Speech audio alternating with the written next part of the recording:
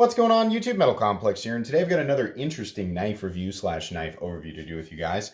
This is the Shirogorov knives Hati or Hati or however I'm not really sure exactly how to pronounce it. In any case, this knife, this beautiful Shirogorov, the first Shirogorov I've ever had on this channel, was sent to me for review by my good buddy at herms.things on Instagram. Please give this man a follow because it's because of people like him that I'm able to bring you guys daily knife content. So please do that. Also, before we get started here, just want to remind anybody or everybody, if you are watching my channel because you've got the itch, right, you're a part of this EDC world, you can pull up in the description to literally any of my videos and you'll find my Metal Complex merch store, my Patreon if you want to support my channel.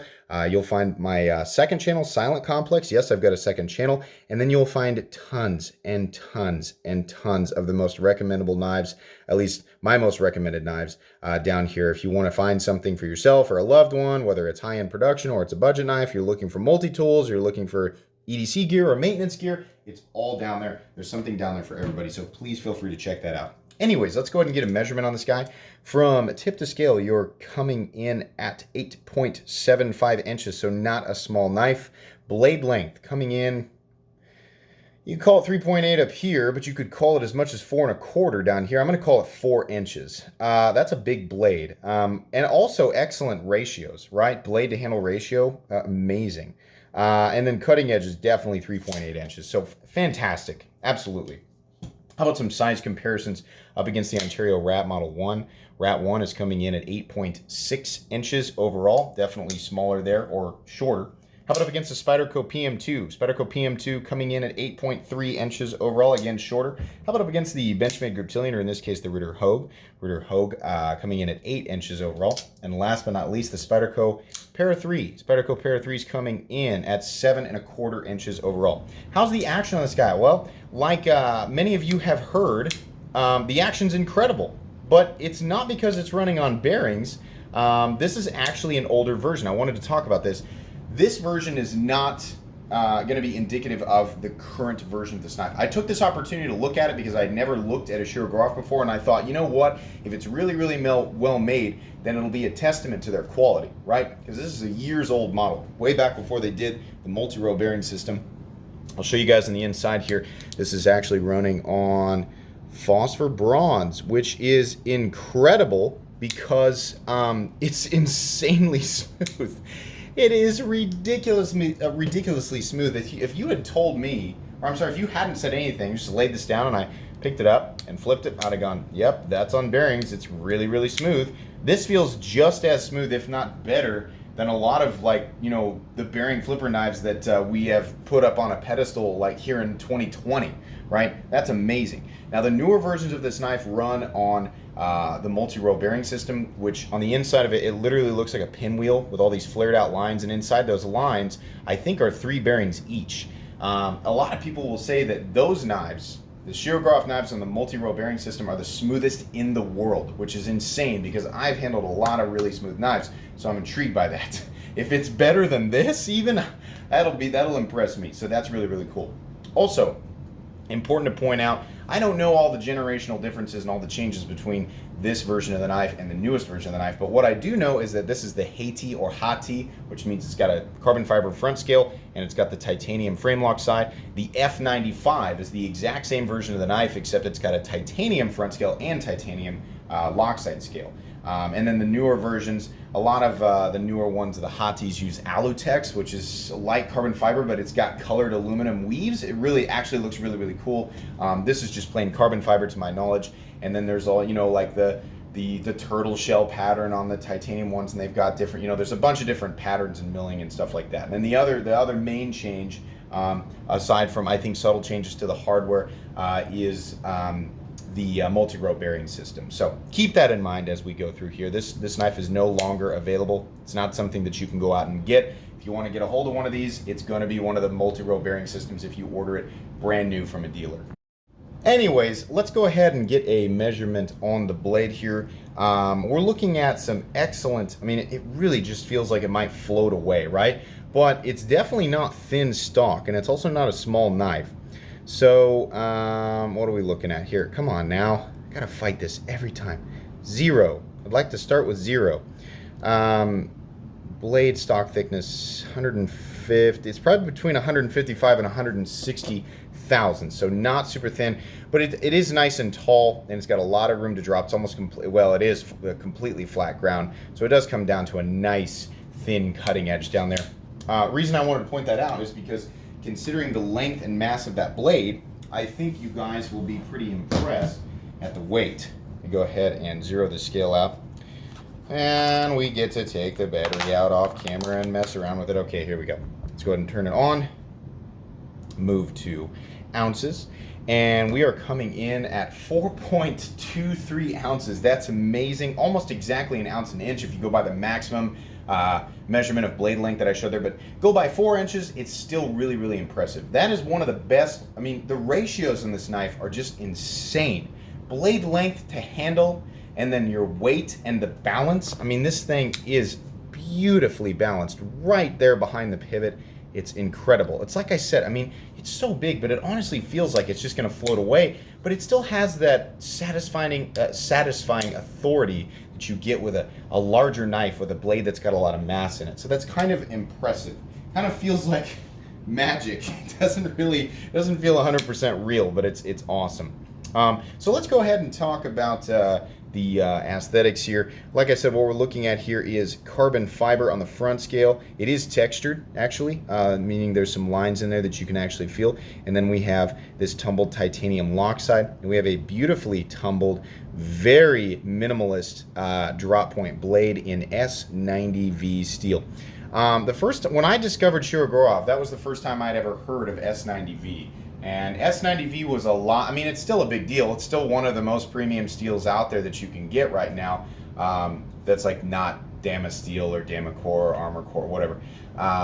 In terms of just a plain powder steel, it's very performance-oriented steel. But it was a way more exotic beast. It's a crazier. It's up on a higher pedestal, right? So that in combination with all of these beautiful simplistic lines, and the maker, the model boasting like incredible balance, incredible precision, incredible performance, right? It wasn't just an object of beauty, it was absolutely an object that was performance oriented. And then to stack on top of that, it was S90V. So oh boy, and then people on the blade forums were like, these are the best knives in the world in terms of manufacturing. I mean, yeah, there's Hinder, Strider, Reeve, but then there's Shirogorov, and he takes it up a notch in terms of the manufacturing precision, right? And I was like, I'm inclined to believe you because I can't get my hands on one, and even if I could, they're super expensive, right? These are not inexpensive knives. These are very expensive knives. Just to say that. The blade is just perfect. I don't know if this is a factory blade. I mean, there are marks on there that make me think maybe at some point it was touched up. In any case, it is very sharp.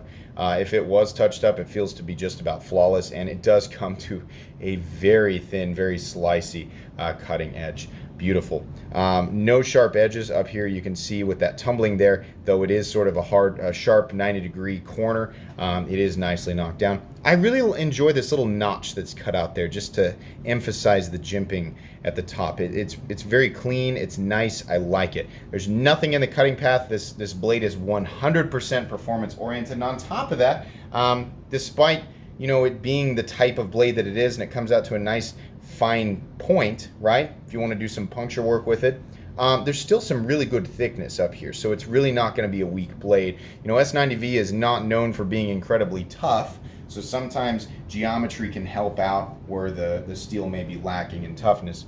I love the Shirogorov Bear. I love how that looks. It's very simple, and then S90V on the other side. These knives are made in Russia. I believe the original head of the company, Igor Shirogorov, it's my understanding, and if I'm wrong about this, please correct me. I'll probably end up taking the video down if I'm wrong, but I believe he passed away and his brother runs the company now. Like I said, please correct me if I'm incorrect about that. This knife, you can see there, There's not shouldering, but there's plenty of surface contact on a pretty darn good size stop pin. There's also a steel lock bar insert, and we're going to talk about that here in a sec, but I want to get onto the handle real quick. Action is perfect, detent is perfect. I would call it medium, and then take a look at the flipper tab. You do have some jimping up there, but it's not it's not aggressive or anything like that. And then the edges have all been nicely rounded off. Nice landing zone back here, so it's very, very easy to flip. I can see some people maybe doing an accidental, I'm trying to get it to fail. Yeah, you see there, that was me trying to get it to fail, right? It's got a medium strength detent. If you do a push button, just fine. If you do a light switch, it's just fine. And even like light switch almost straight up, it's just perfect. So that's really impressive on phosphor bronze, getting that detent exactly right. And considering that this is an older model, I'm beyond impressed. Absolutely. The handle scales are beautiful. There's no contouring here. I believe there's a hint of contouring in the new ones. I might be wrong about that, but it looks as though there's a hint of contouring. In any case, doesn't really matter. Everything is nicely chamfered all the way around. Beautiful. There's nothing sharp on this knife except for the cutting edge. I mean, everything is just very welcoming to the human hand, and I like that. I like this interesting, it's essentially a pivot that can be adjusted with a flathead screwdriver, but the line doesn't go all the way through. So it kind of looks nice, you know? On the Hinder XM18 has that flathead pivot, but it looks very like tool shoppy because it just looks like a simple, flathead screw. Shirogorov found a way to keep the utility of that, but add something a little more fancy, a little bit more refined, and it was as simple as just not having the line go all the way through, and it works. It looks great. I think it's worth pointing out, you can touch maybe a 1/4 inch of the blade back here, but like I've said before, I have to dig for it, and if I have to dig for it with my finger, there's no organic situation where I'm going to accidentally get my finger in there, so I really don't care. Moving on here down, the handle, you can see there's an additional body screw and a beautiful, perfect gear pattern backspacer. I love this backspacer, love how it looks. I love that the lines are just flush with either side of the scale, so you can, you can feel them, you can use them if you're going to hold the knife in the reverse grip, but it's not obtrusive or anything like that. Just beautiful. You can see there's space there for a lanyard, but you'd have to jam it down in there. I'm not a lanyard guy, so I don't care. It's almost completely hidden, right? But for people who really like lanyards, it would be kind of hard to jam that down in there. Now, I would guess that they probably have made a change to this in future models. I don't know. One of my favorite things about this knife is the pocket clip. It functions just fine as a clip, and honestly, it's the only slightly pointy thing on the knife, even though I just got done saying there was nothing pointy in there. There is. The tip of the pocket clip on this guy's a little bit pointy. I bet they knocked that down in future models, but I love the clip because it goes perfectly with the knife. I can like if a clip functions just fine and it's got this one spot on it's kind of pokey. Okay, but if it looks stupid, then I just hate it, right? This clip looks perfect. It goes right along with this knife. I love that. I think that's really cool. I believe it is actually sunk down into the titanium a little bit, and then there's a single screw holding it in. No play or anything like that. It's going to carry the knife about right here, which is great. Not a lot is showing. Just beautiful. Other side, very simple, very elegant. You can see that there's a screw for the steel lock bar insert. The knife is still centered, and you can see there that we're locking up pretty darn early at something like, boy, it looks like 15%. Here's what's interesting about this lockup. I don't know if they still do this. There's a lip right there. That tells me, and I'm not going to push it, but that tells me as this wears in, that lip will actually catch the steel of the blade, and it will prevent it from going any further. Neat, but as more and more and more material wears away, wouldn't that cause lock rock at some point? It would have. Let me emphasize this. Theoretically, I'm right. I know I am. But the amount of wear it would take for that to become a problem is just not. It's probably not going to happen. From what I understand about how the steel chip wears against the steel surface of the tang over time, it's just not going to happen. And you know what? If it does, okay, it's a steel lock bar insert. You pop it out, right? Shirogorov's still plenty in business. I imagine it's part of their warranty if that, and I don't know this for sure, but I'm going to guess, based on what I understand about a lot of these high-end knife makers and manufacturers' warranties, if something were to happen, if lock rock were to occur under normal use, pop the chip out, they put another one back in, and you're good to go. So, okay, I'm not sure why the lip is there, though. It's neat, and I think it's a false sense of security in that it's there. but I don't know that it needs to be there. Maybe I'm missing something. Maybe I don't understand. But it just seems like it's like, why prevent it from because you want it to keep locking up harder and harder and harder, and you want it to keep locking up tight over time. So if it catches, but that more and more and more the steel chip is worn away every time it goes in, well then eventually there's a small gap, and that gap is what creates the lock rock. I don't know, not that big of a deal. Like I said, if it is on the new ones, oh well, that they can pull the chip out and put a new one back in. I have never seen a steel lock bar insert wear out on its own. I've seen ones that are worn all the way over that are undoubtedly from people pushing in on these to test them, which is dumb. By the way, don't do that with your knife. But yeah, that's my 2 cents on that. Don't know for sure. In any case, this thing is just flat out astonishing. I'm left to conclude that Shirogorov knives are every bit as good. I mean, if this is indicative of, their work, right? The work that goes into a Shirogorov knife, just the production knife. This is a production knife. They do sort of custom-y, mid-techy version. They do have custom knives, and they've got sort of mid-tech ones, like a lot of production companies. But this is a production version of this knife, and it's amazing.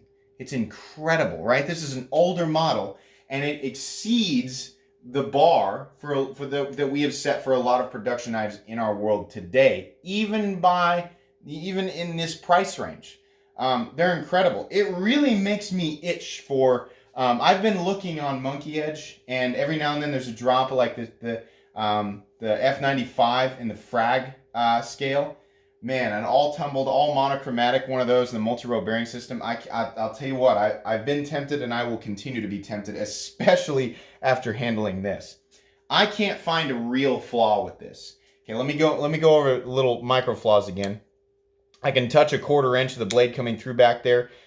This little area right here on the lock bar is lipped. I don't know that it should be, but it's not causing a problem right now. And if it does in the future, you can pop it back out. And the pocket clip has a little bit of a pointy spot on it. That's it. Oh yeah, by the way, there's no blade play. There's not. This is a solid knife. This would be an excellent user setup. I mean, the combination of all the balance, the utility, the ease of manipulation, the size, length, and grind of the blade steel, right? The fact that it actually has phosphor bronze and not bearings, which means you don't have to worry about gunk getting in there. Not that you really have to worry that much with bearings, but holy moly. At Herms Things, you should use this, man. Talk about like an amazing user knife. This thing is awesome and definitely durable. Here's the one thing that's going to hold me back from recommending Shirogorov knives to everybody. I've told you guys that I cringe at myself for recommending knives that cost over $400, even $300, right? I can pretty confidently recommend a great knife that's under $300 and deal with the inevitable fire that I get in my comments section going, you're recommending a $300, okay, but as I approach 400 and go beyond it, I'm kind of like, oh, I'm going to recommend this, but I kind of feel silly doing it. The only reason I can't recommend these to everybody is that now this one on the secondary market, it's my understanding these will go for $500 or $600 in this configuration on the secondary market in perfect shape.